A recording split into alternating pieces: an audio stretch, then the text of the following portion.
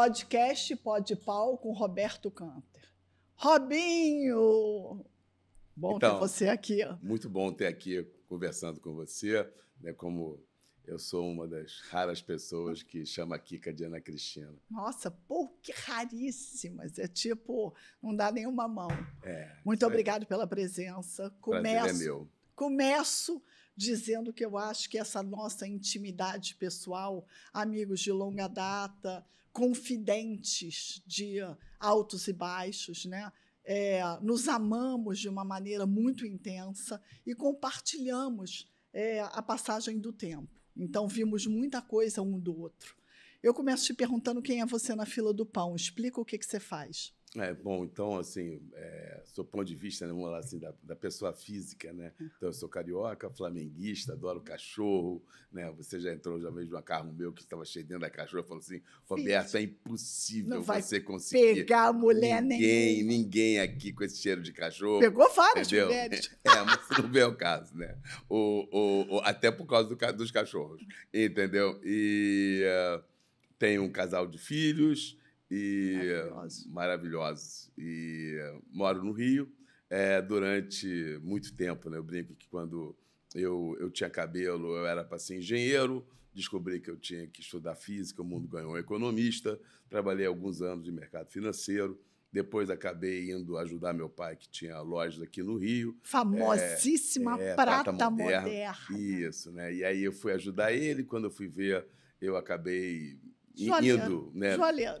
Na verdade, não, né? Na verdade, eu era uma loja de presentes, sim, né? Sim. E aí acabei entrando nesse mundo do varejo, saí do mercado financeiro, transformei a Prata Moderna numa loja de joias mais tradicional, que até adotou meu sobrenome, Canter, uma época, convivi com as duas marcas e num determinado momento da minha vida, eu nunca tinha me imaginado nisso. Fui fazer um MBA na FGV, terminei o MBA na FGV e eu tive um chefe só na vida, Aninha, Valdir Muniz, e o Valdir uma vez me comentou o seguinte, Robertinho, na vida, se você quer alguma coisa, você pede, porque de graça ninguém vai te entregar e a vantagem é que o não você já tem, mas tem que ter só a coragem de pedir. Como eu sou cara de pau, pedir não é problema. Então, eu virei para o coordenador da FGV, na época, o Luiz Sá, que é casado com a Ângela, e falei, Luiz, eu queria uma coisa. Falei, o que você queria, Canter? Eu falei, quero dar aula. De quê? Aí eu falei, finanças para marketing, é a única coisa que tinha. E ele foi me perguntar de onde, eu falei que eu era economista, blá, blá. Bom, resultado. Um dia ele falou, beleza, maravilha, né? Eu sempre acho que o universo conspira a nosso favor. E aí, nessa hora, o universo conspirou, recebi um convite alguns meses depois para dar uma aula em Botafogo. Eu fui, gostaram, 1, 2, 3, 5, 10 convites. Tá, quantos anos? Eu estou há mais de 15, quase 20 anos nessa estrada de ter virado professor, né, consultor, amado mentor, e eu amo profundamente o que eu faço. Há 2 anos atrás, eu tive a felicidade de ser convidado para ser sócio de uma escola de educação, que é o IDEMP, e hoje, então, a minha vida é praticamente cuidar de educação para adultos, né? A gente não faz pedagogia, a gente faz andragogia, que é a maneira pela qual a gente ensina para adultos. E isso é uma mistura da minha vida pessoal com a minha vida profissional. Trabalho acaba sendo um direcionador grande, um assunto que a gente pode, inclusive, conversar aqui. E é sobre ele que eu começo a te fazer as perguntas sobre esse mundo corporativo e o tal do RH voltado para pessoas 60 a mais. Todo mundo diz que não, o mercado está cada vez melhor, tem emprego, oportunidade. Eu ainda acho história para boi dormir a recolocação sênior de uma pessoa com uma história de trabalho de sucesso, ela vira empacotadora de farmácia. Sim ou não, eu estou errada, o mundo vai mudar, realmente veremos o senhor estagiário aí vingando no Brasil, sobretudo no Rio de Janeiro, que é uma praça um pouco mais escassa de trabalho? Olha, Ana, eu acho que, na prática, que isso não aconteceu ainda, mas eu acho que existe para o Mais 60, okay, uma grande vantagem. Primeiro que o Mais 60 de hoje, né, caindo na vala comum, ele é o Mais 40 de 20, 30 anos atrás. Então, a gente acha que Quem tem mais 60 anos, tem 63, eu me considero, se Deus quiser, apto a trabalhar até nos próximos 15, 20 anos. Mas você se considera, o empregador te considera? Então, por enquanto, eu sou agendado, sou convidado, eu converso com várias pessoas de outras gerações e eu, até hoje, nunca me enxerguei como velho, ok? E eu acho que eu nunca fui, nunca me abriram mão de mim porque eu era mais velho. Mas, por exemplo, agora a discussão mega atual do Biden, tudo bem, ele é muito mais velho do que a gente, mas assim, renuncia logo porque você está Eu gagá? acho que o problema não é você ser gagá com 80 anos. Eu acho que a questão é que hoje, né, infelizmente, tem muitas pessoas que, quando passam dos 80 anos, passam a ter questões neurológicas sérias, né? E aparentemente o Biden tem algum tipo de. O tic-teco dele não tá na melhor forma. Mas eu conheço, né, a Fernanda Montenegro, tem 94 e acabou de fazer um monólogo agora, onde ela. Maravilhoso, Né, ovacionado. né, então, assim, então não é uma questão de idade, eu acho que é como o seu tic-teco trabalha. E aí a gente pode trazer saúde mental, ansiedade e formas também de você treinar, né? Como é que você melhora de forma que você tem. Mas a sua pergunta fala sobre mercado de trabalho para o mais 60. Eu acho que o mercado de trabalho para o mais 60 ainda não está. Acho que existe ainda o inglês, wishful thinking, né? Um pensamento muito otimista a esse respeito, mas eu não acho que tenha maturidade do mercado ainda para isso. Uma outra pergunta que vai na linha do racismo e da pessoa com deficiência, LGBT e a própria mulher, que é a cota. Você acha que essa cota, antietarismo, né? Essas empresas estão olhando para o idadismo e falando, vamos colocar um grisalho velho com a cabeça branca ali para cumprir a cota? Isso já começa a entrar na pauta ESG, ou você acha que nem isso chegou ainda? Acho que isso não chegou ainda. Acho que tem várias. Acho que existem para questão de raça, questão de gênero, sem sombra de dúvida. Muitas empresas cumprem, embora eu tento ver empresas que tentam cumprir, mas com uma base prática, né? De escolher as melhores pessoas, não apenas porque são negras ou porque são transgênero, ou o que quer que seja. Eu acho que. Mas tem um ponto muito importante, que é o seguinte: as grandes consultorias elas dizem que essa geração de 25, o tal da geração Z, que tem hoje de 25 a 30 e pouco, ela vai trabalhar em 10 a 12 lugares ao longo da vida. A minha filha sua afilhada tem 25, já trabalhou em 7. Então eles vão ficar. Então, imagina só o grau de demora que você. É notório. Eu preciso de pelo menos 1 a 1 ano e meio para um colaborador estar apto a entregar o melhor potencial. Então, se ele fica 2 anos, eu tenho no máximo 6 meses de aproveitamento. Do auge dele. Do auge dele. E aí eu tenho que sair, né, encontrando fórmulas mágicas para reter esse talento. A pessoa com mais idade, essa geração de 60, segundo a própria pesquisa, se não me engano, da Price, ela fica em 2 lugares ao longo da vida. Então, é muito mais fácil eu pegar uma pessoa de mais 60, que ou tem aposentado, que tem essa cultura de manter e trazer ele para a minha equipe, essa pessoa vai ficar 10 anos, sem o menor problema. E ela vai tirar o melhor. Óbvio, tem a questão do vício, a questão do hábito, a questão da cultura, é mais difícil, são mais arraigadas com as suas verdades. Então, isso também, né, diferente do mais jovem, que é mais moldável, mais flexível, né? Mas, de novo, eu acho que é uma questão de adaptação, né? A área de recursos humanos vem adotando soluções de tecnologia para melhorar esse filtro do funil. Mas eu acho que, no caso de geração mais velha, eu não adotaria um filtro de tecnologia. Eu faria o velho modelo cara a cara. O Podpah nasceu da minha escuta de mulheres maduras que reclamavam que os homens maduros ou estavam mudos ou mentiam. Ainda no mundo do trabalho, eu percebo muito um certo truque do sobrenome corporativo. Homens que ainda dizem que performam muito bem no trabalho, ou fazem a tal da consultoria para 30 empresas, ou ainda têm um futuro profissional atual, pujante. Você acha que essa dicotomia entre ele ter perdido o trabalho, perdeu o trabalho, está a pé e na chuva, não tem a grana, não tem o trabalho, mas a necessidade de dizer que está num posto ainda, mentindo, é um drive ainda desse homem maduro que falseia, vamos dizer, o seu poder profissional? Olha, Ana, eu vou dizer, eu acho que é muito difícil para nós, seres humanos, nos despir por completo, né? É muito difícil a gente. Eu sou boa em vulnerabilidade. É muito difícil a gente Sim. expor nossas vulnerabilidades, muito difícil a gente tirar as nossas máscaras, é muito difícil a gente abrir mão das nossas vaidades, né? Ego é uma coisa complicadésima, né? De você lidar com maior ou menor intensidade, né? Então, acho que existe ainda, e ainda tem, assim, e aí o que eu vou falar, não estou defendendo absolutamente A ou B.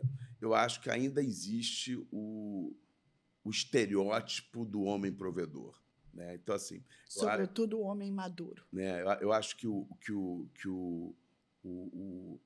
não seria só o homem maduro. Não? Eu acho que todas as gerações, abre que talvez a geração talvez dos nossos filhos, né? Seus filhos, né, são um pouco mais novos do que os meus, mas estão mais ou menos na mesma faixa. Eu acho que existe ainda, é menor, mas eu acho que existe uma carga de uma memória Do homem que cultural caça. onde o homem provém. O homem Né? caça e o homem O leva a homem comida para provém, casa. o homem provém, né? E aí você tem, né, N casos, né? E eu acho que é difícil para esse homem que tem mais de 50, 60 anos, ele deixar de ser o provedor. Então, eu acho que é mais até do que o ego da vaidade pessoal. É talvez essa memória cultural que você É está falando. como que ele lida com isso, sabe? Como que ele assume, né, para sua mulher, para o seu companheiro, para quem quer que seja, entendeu? Que ele não tem condições de prover a si e ao outro, né? É um ponto que eu vejo. Saindo do escritório para a cama, já que o Podpah tem um drive assim, sexual também. Eu queria um pouco falar sobre esse modus operandi na cama. O carro na garagem. O cara que precisa ou diz que ele tem que manter sempre a mesma forma de dar amor à mulher. O pau duro, a boca preliminar, ele sempre ser o rei da cama. Estou generalizando de uma forma, vamos dizer, um pouco boçal, né? E aí ele envelhece. A gente sabe que o corpo não responde. Jamais se fala em andropausa, mas a gente sabe que Verdade. tanto o hormônio quanto o mental, misturado com o fisiológico, o pau é mole. E aí ele continua mentindo, tudo que eu ouço. Continua mentindo para os amigos que deu duas e que comeu todo mundo. Minha pergunta é sobre essa rodinha de amigos que você tem, que você frequenta, ou todo homem frequenta. Esse homem maduro mente ainda sobre o cotidiano sexual dele? Ou ele já fala entre os amigos que não está bom? Então, eu tenho que admitir que eu não tenho esse lado B. Né? Eu também não tenho o lado A, né? Daquele grupo de amigos que Não eu saio. tem. Não tenho. Não tem. Que eu saio com frequência para falar de futebol, falar de bobagem, ou tomar um chopp, etc. Não tenho. Mas não tem hoje ou nunca teve? Não, nunca tive. Foi uma característica minha. Sim. Nunca tive poucos. Né? Eu tenho muitos amigos pontuais, né? E, obviamente, a gente fala bobagem, mas eu nunca hoje, né, quando eu vou conversar com os meus amigos, Esse assunto isso já não é mais uma conversa de pauta, entendeu? Entendi. Eu Mas nem não como uma enxergo. queixa dele. O que eu quero falar é da verdade do amigo com o amigo. O amigo se abre, o amigo fala de um rala e rola. Não, acho que sim, eu acho que a gente tem. Mas ele só fala quando há alguma coisa muito bizarra, uma disfunção Eu acho que meio sim. prolongada. Mas eu acho que é difícil. Eu Que a acho, gente fala. eu acho A gente fala com a amiga. mas eu acho que os homens não têm, pelo menos, né, o hábito de chamar um amigo e falar, cara, eu tô com uma dificuldade assim assada, mas também não tem o outro lado do vangloriar babaca de quando Entendi. você é adolescente, Até entendeu? porque a gente acha que ia ficar um pouco Né? ridículo, mas tudo bem, mesmo que tivesse. Mas não tem, entendeu? Uma outra pergunta que elas me fizeram, eu também me faço, que é sobre o nude. Eu tenho horror a receber um pau duro 11 horas da manhã no meu telefone. É uma coisa que não me excita, eu acho jocoso, às vezes até acho indelicado. E eu vejo que a pornografia rola no Zap Zap masculino, pelo menos dos homens que eu entrevistei aqui, direto. Fofã, brota, os amigos mandam, e é natural e desde sempre, como se, de repente, a revistinha de sacanagem do banheiro. Ela foi pro telefone. Mas, assim, o que eu imaginava esse homem entre 13 e 40 anos, é como se, de repente, ok, mas um homem de 70 ainda recebe isso? Deixa eu fazer assim, eu acho que eu recebi ontem eu vi um vídeo, uma bobagem no Instagram de 4, 5 amigos com mais de 70 anos, todos os cabelos brancos, jogando golfe, e um faz uma bobagem com o outro, prende lá uma cobrinha presa, e aí um olha para trás e o cara que recebeu a cobra sai correndo, cai, tropeça, sai tacando. Kika, a 5 anos. A quinta série nunca vai embora do homem. A quinta série nunca vai embora do homem. Melhor frase do mundo. Em todos os aspectos que você vai olhar. Ele vai estar no aspecto comportamental, ele vai estar no aspecto sexual. Entendeu? Acho que é isso. Teve uma época, né, ainda dentro da minha pós-graduação, eu fiz mas teve um trabalho sobre sexualidade onde foi discutido, na época tem mais de 20 anos, a questão da pornografia feminina, né?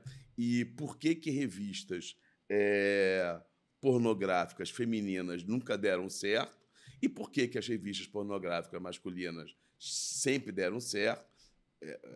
Óbvio Sim. que a internet desrompeu esse mercado, né, a ponto de Playboy, Penthouse terem virado potências, né, no mundo da mídia, né? E aí, eu vou dizer como homem, né? O homem tem uma atração à imagem, né? E, aparentemente, você, mulher, pode dizer muito melhor do que eu, a mulher tem uma outra forma de excitar. Pelo storytelling. Pelo storytelling, que não é. Então, eu acho que é isso que... Tanto que as revistas de nu masculino para homossexual vendem muito mais do que as de feminino, ok? Não quer dizer que não hajam mulheres que, eventualmente, se excitam ao ver um nu masculino, né? E também não quer dizer que não tenham homens que acham muito interessantes, né? Na época, quando a gente era adolescente, né, tinha revistas femininas, masculinas, que tinha uma historinha, né? Contava uma historinha, e essa historinha sempre foi também super excitante. Então, não é que o homem só se excita pela foto, mas a gente se excita também pelo contexto. Mas, sem sombra de dúvida, essa questão da imagem, ela faz uma ligação com um clique, ela faz um clique, né, com o desejo masculino, quase que uma ligação direta. Entendi. Entendeu? Mas é do homem. Olhou, gozou. Eu acho... não sei se é esse ponto, mas eu diria o seguinte, que faz parte da conformação quase genética masculina. Entendeu? Entendi. Mundo todes. É muita novidade. A gente vem da era do Australopithecus hominídeos. Era ele e ela. Agora é uma pluralidade além do trisal, do poliamor, de umas coisas assim novas. Você vê esse homem maduro topando uma relação moderna? Não vou dizer aquele casal casado há 40 anos, mas um casal de namorados maduros. Bora fazer uma coisa diferente. Não é a suruba que talvez entra no fetiche, mas vamos ter uma relação aberta? Vamos ter um outro dentro de casa? Ou isso é história para boi dormir ainda na nossa geração? Olha, Kika, vou falar sobre experiência, né? O que eu acho sobre isso. Primeiro, vou falar sobre a evolução do homem. O pouco que eu entendo da evolução do homem, o homem, estamos evoluindo, estamos chegando. Eu acho que o homem, o grego... homem, ser humano. O ser humano, Homo sapiens, né? Davi Harari, esse Homo sapiens grego, há 7.000 anos, é o mesmo de hoje. Eu acho que a sociedade pode ter trazido mais tecnologia, etc, etc. Mas a natureza do homem não mudou. Então, isso que você está chamando de todes e novidades, isso Sófocles e Platão já tinham, né? Já tinham orgias, já tinham poliamor. Nada disso foi inventado no século XXI ou no século XX. Isso existe há milhares de anos, antes, inclusive, da Era Comum. Ok? Então, assim, eu acho que sexo é algo, é uma caixinha de Pandora. Eu acho que muita gente tem fantasias, é o que a maioria tem, pouquíssimos saem da fantasia para a prática. Minha opinião muito particular é que a fantasia é maravilhosa. Nunca tive predisposição de passar para a prática. Mas a fantasia do casal, e aí você se permitir fantasiar o que você acha interessante, que seja de comum acordo com o casal, cara, eu acho sensacional. Mas eu acho que mas isso é Roberto, né? Acha que isso é uma coisa legal para o casal. Tem gente que vai além, tem gente que quer viver na prática, mas eu continuo achando que é uma minoria.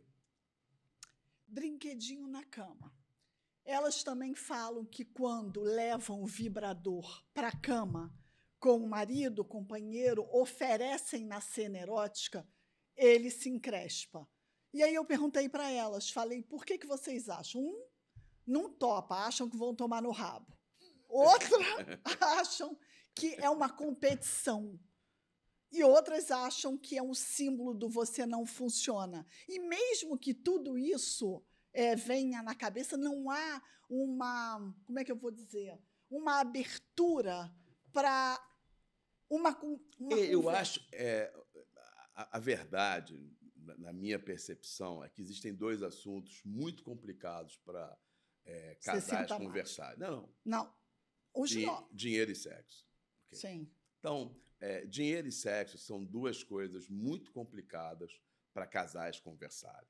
Mas você não acha que, sobretudo o sexo, que com a tecnologia, ou na palma da mão, todo mundo fala, todo mundo vê, é uma coisa praticamente imagética, o que era, vamos dizer, reservado, agora é exposto.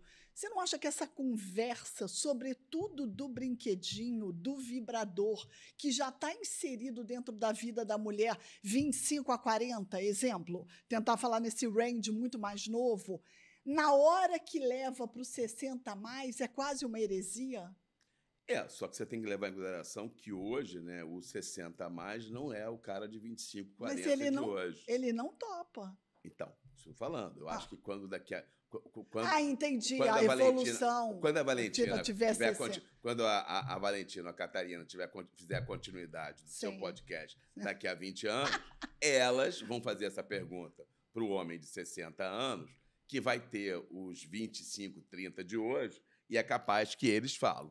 Mas hoje o homem de 60 anos, quando ele tinha 25, 30 anos, isso era uma coisa inimaginável.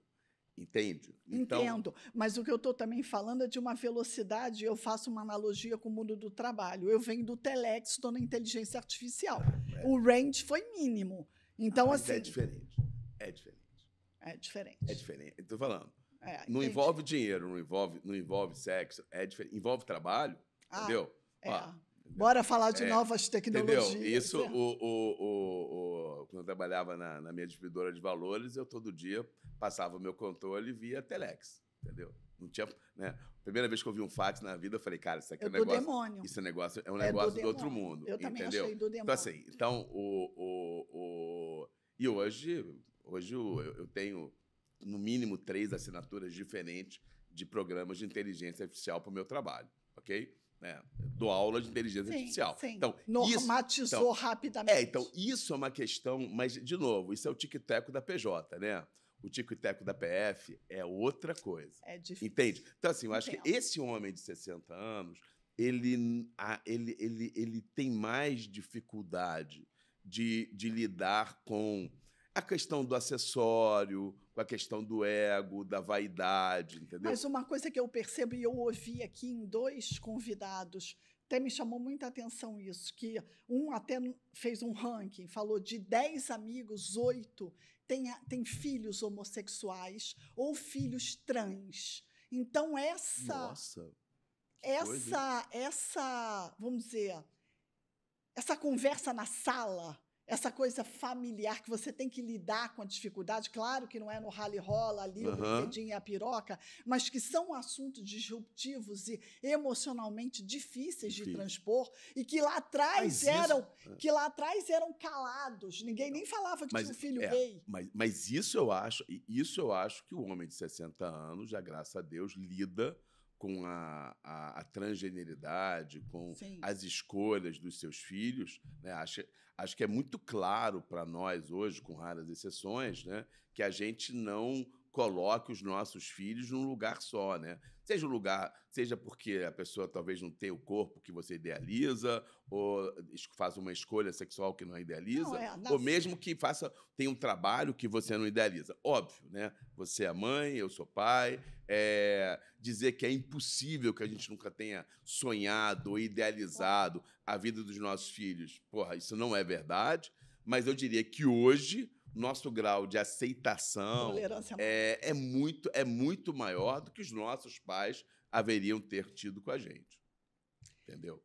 Outro tema que é muito atual e que nós, mulheres maduras, vivenciamos de uma outra forma: assédio e flerte.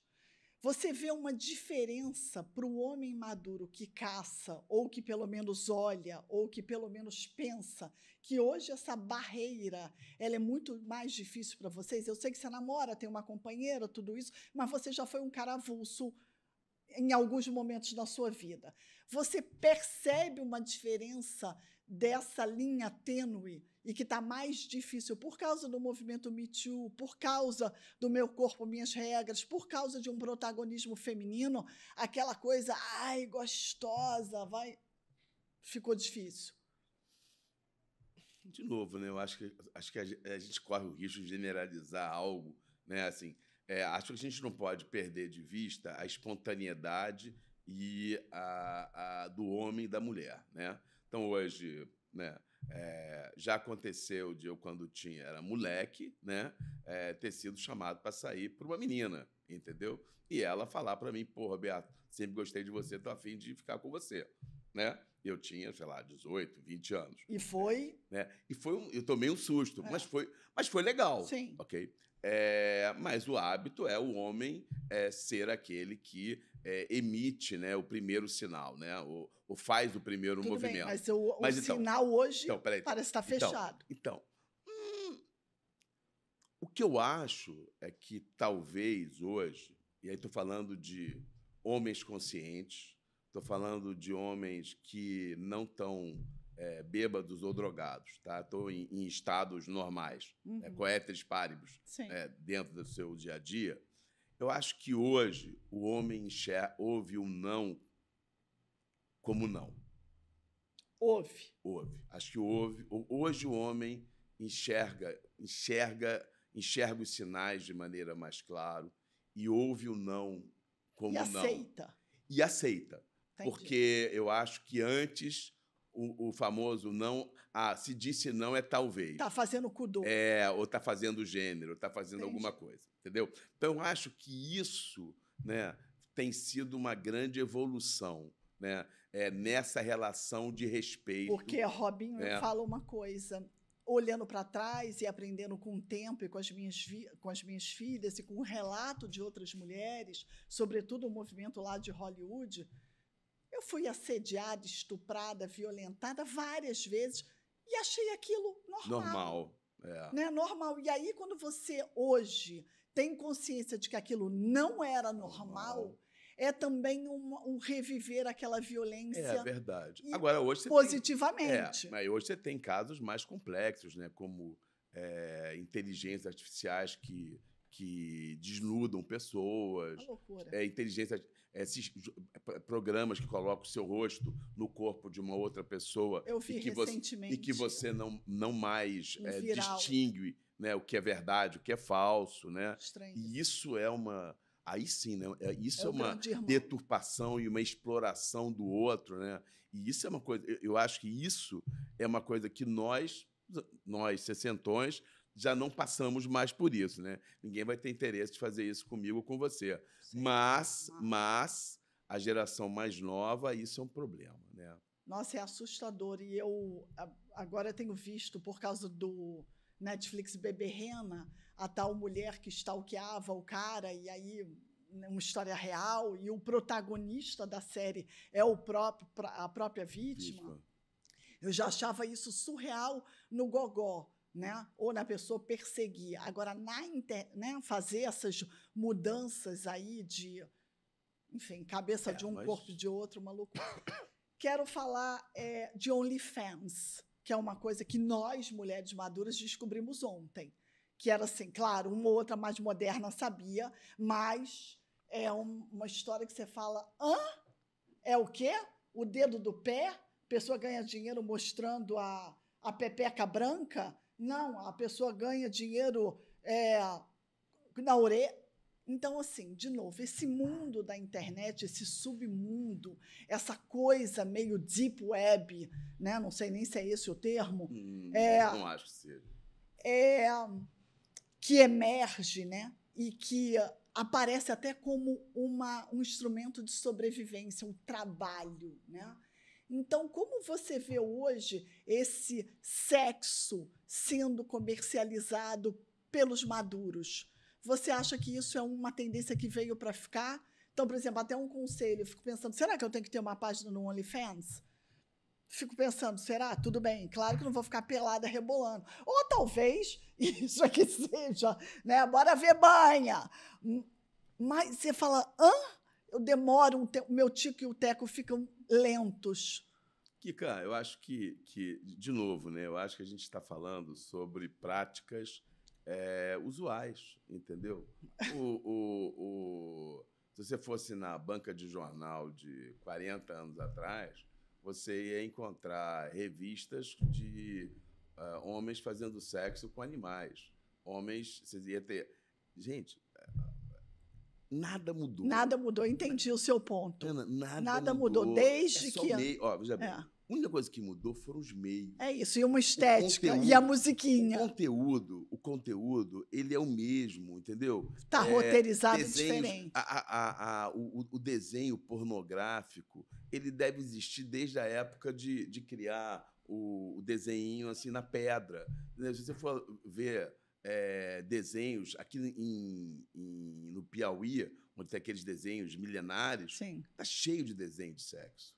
Está cheio. Kama Sutra, entendeu? Então, a gente está falando da natureza animal. O ser humano é feito, né, de 3 partes, né? Uma parte instintiva animal, uma parte emocional, uma parte racional, né? Então, você tem razão, você tem um instinto e você tem uma versão, né, humana diferenciada.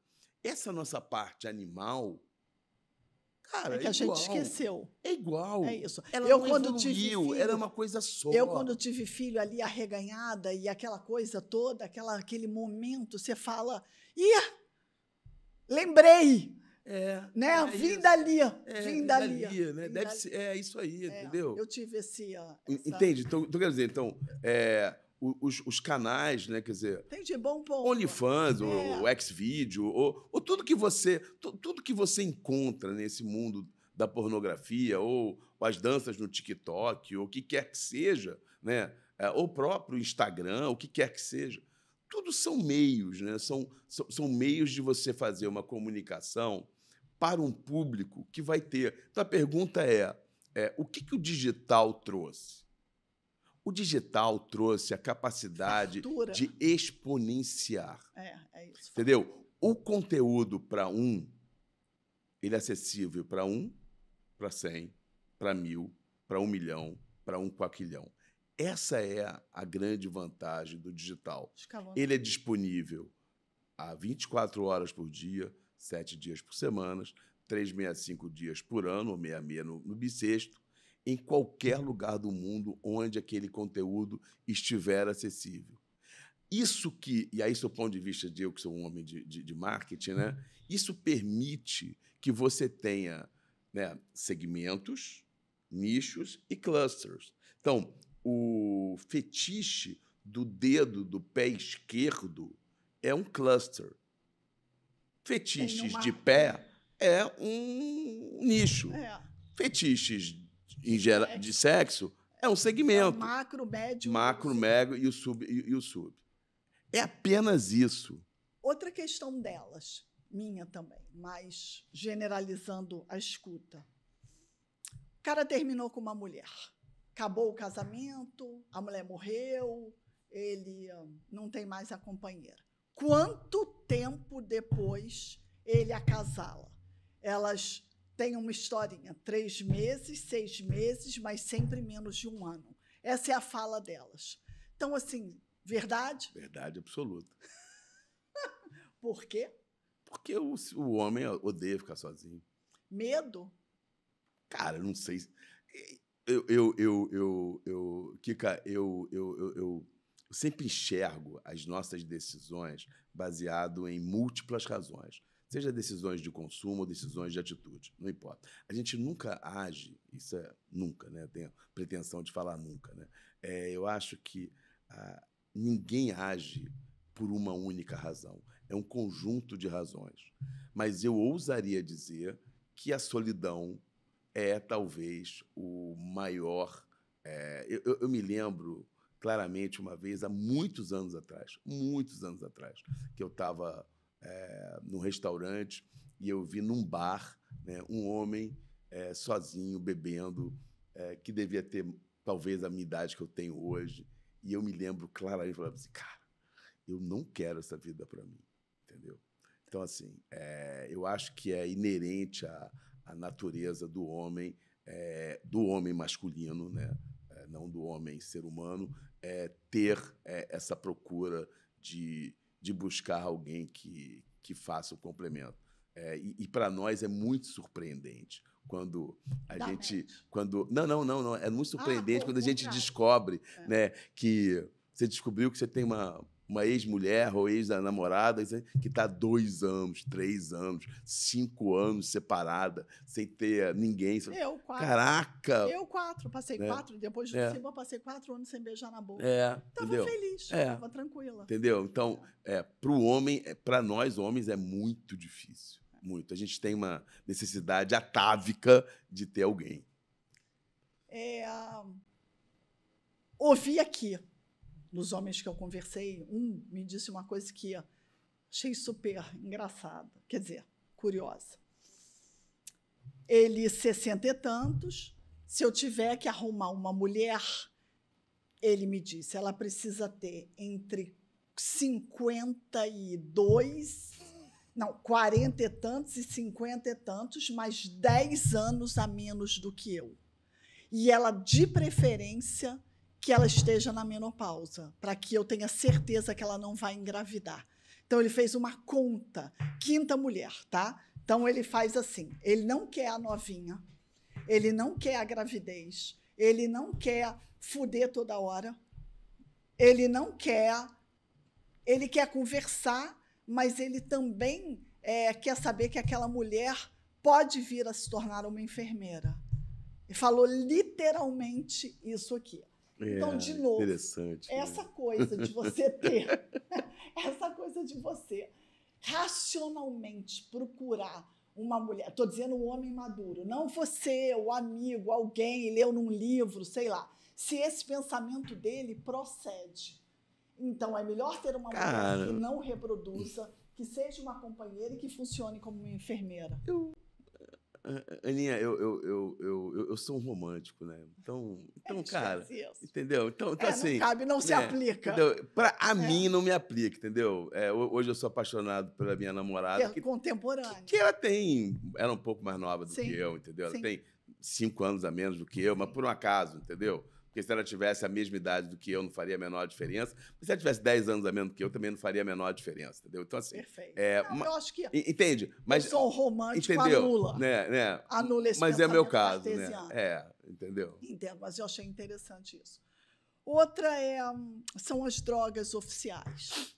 Bebida e remédio para dormir, para acordar, para trabalhar, para sonhar, para sei lá o quê. Você vê esse homem 50 a mais, 60 a mais, 70 a mais entornando. Então, isso é um outro...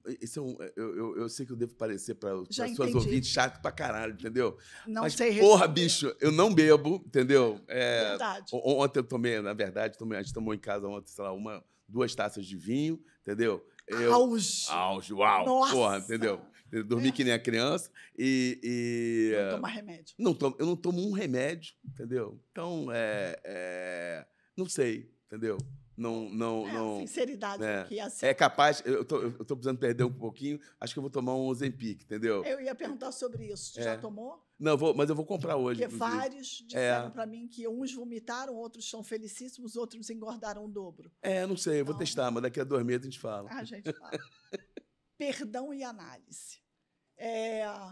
Faz análise e pratica o auto-perdão? Então, eu fiz muitos anos de análise, eu acho que foi uma coisa...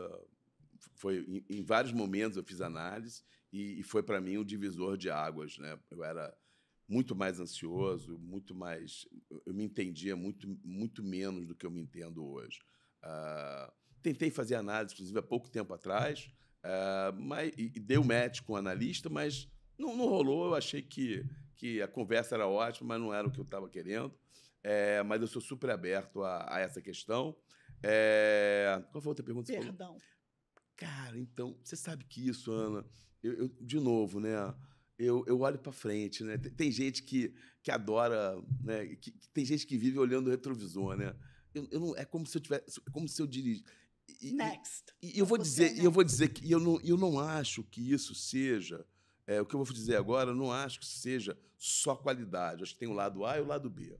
Então, é muito legal você não ter retrovisor, para você não olhar o passado, porque isso te dá uma visão muito mais leve do futuro.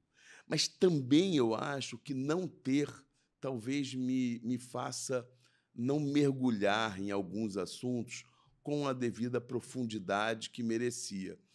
Mas é o jeito que eu sou, seja por autodefesa ou por meu jeito de ser, entendeu? Eu não consigo ser diferente, né? Então, a minha natureza eu não sei o que é. Feliz. Nossa, eu tenho ódio de alguém, não preciso perdoar, entendeu? Isso não faz parte do meu dia a dia. E eu tenho muita dificuldade de conviver com pessoas que... Ouvido a tristeza. Ou então que assim, não, porque há 10 anos... Porque teve aquela vez que você... Porra, eu falei, pô, fudeu. Aí, velho, fudeu. Na hora que a pessoa fala, teve aquele dia, eu falo, esquece que tic-teco não está mais aqui presente, entendeu? Eu não sei, Ana, eu não me lembro, entendeu? De verdade, eu não me lembro, entendeu? Está chegando ao fim do nosso papo e eu queria, assim, abusar dos seus conhecimentos aí, do que funcionou para você. Série, livro, talvez uma dica e uma mensagem para esse homem maduro hoje. O que você falaria para ele? Olha, eu acabei de ler um livro muito legal, que é a Biblioteca da Meia-Noite, recomendo para todo mundo. Sobre? Fala sobre a possibilidade...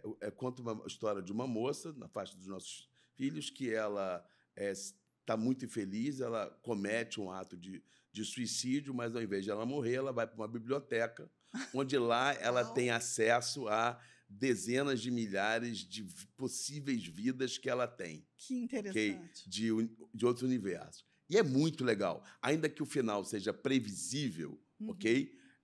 Né? Porque é o final feliz previsível, sim, ainda assim a história é muito construída, porque eu vejo muita gente extremamente infeliz com a vida que tem. E podiam cair numa biblioteca. E que se cair e que acham que a vida não tem futuro, e que se elas fizessem uma reflexão e ela lendo o livro vai enxergar que não importa a vida. E aí tem uma outra série nesse gênero, que é Dark Matters, né, que é Matéria Escura na Apple, que também fala mais ou menos sobre exatamente a mesma abordagem. O nome do livro. O livro chama-se A Biblioteca da Meia-Noite. Muito legal. E a série E a série chama-se Dark Matters, né?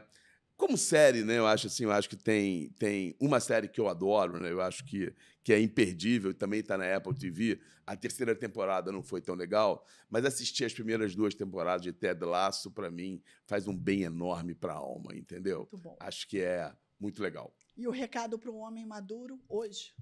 Cara, eu acho que o recado para a minha geração... Para o homem. Para o homem, né? Eu acho que a gente tentar, né, se despir das nossas máscaras e armaduras, entendeu? E tentar tirar principalmente as nossas verdades. Eu acho que a gente precisa redescobrir novas verdades, né? Às vezes a gente tem muita coisa que a gente criou baseado em memória dos nossos pais, memórias comportamentais. Eu acho que o mundo de hoje merece, né, nós merecemos, né, nos despir delas e criar as nossas verdades. Eu acho que isso a gente muitas vezes carrega verdades que foram impostas para a gente, entendeu? Amei, Robin. Doeu? Eu que agradeço. Não, foi maravilhoso. Por mim, ficar mais umas 2 horas aqui, fácil. É verdade. Entendeu?